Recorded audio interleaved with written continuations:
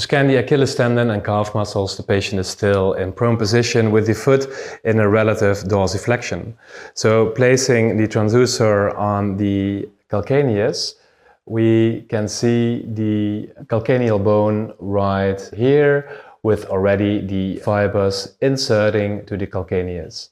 Please observe the thickness of the Achilles tendon, that you can see clearly the fibrillar pattern, and also that the bone is regular.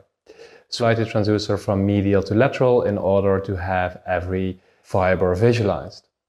In this zone right here, at the end of the calcaneus, underneath the Achilles tendon, there is the bursa. This is the retrocalcaneal bursa. Sometimes you might find some physiological fluid, so that wouldn't be a problem. What would be pathological is that you see a large effusion.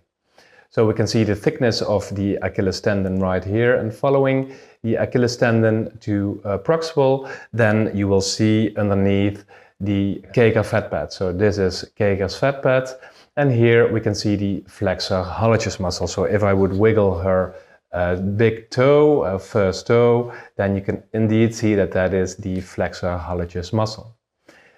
Sliding more towards proximal, we can see that at one point the Kager fat pad is becoming smaller and ends right here.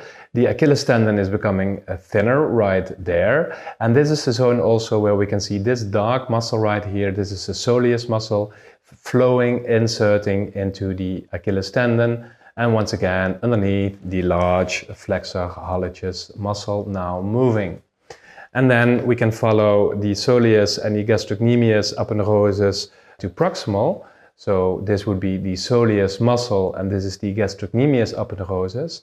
And at one point when we are doing this, then you can see that now here there will be a muscle becoming larger, and this is the gastrocnemius muscle. So once again, soleus muscle, and then we can see now the fibers of the medial gastroc muscle inserting right here in this epimysium layer. This is the musculotendinous junction of the gastrocnemius, a spot where lots of muscle tearing is involved, and then it flows right into the gastrocnemius aponeurosis again.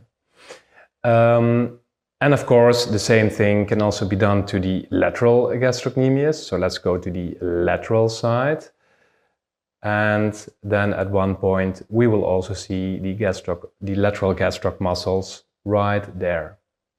So going back to the insertion of the Achilles tendon, so soleus muscle inserting into the Achilles tendon, and in the end also inserting right here in the calcaneal bone.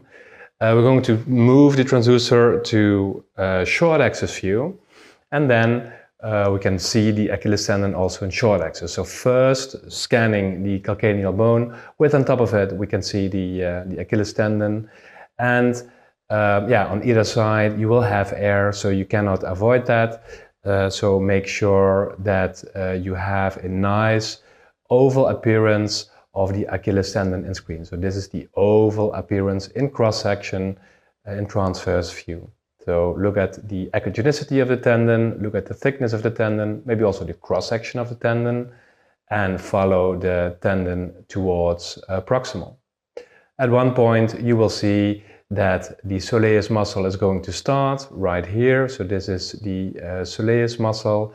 So now going back, you see that it is disappearing again. So this is again the musculotendinous junction from the soleus muscle and Achilles tendon to soleus muscle and the medial gastrocnemius aponeurosis.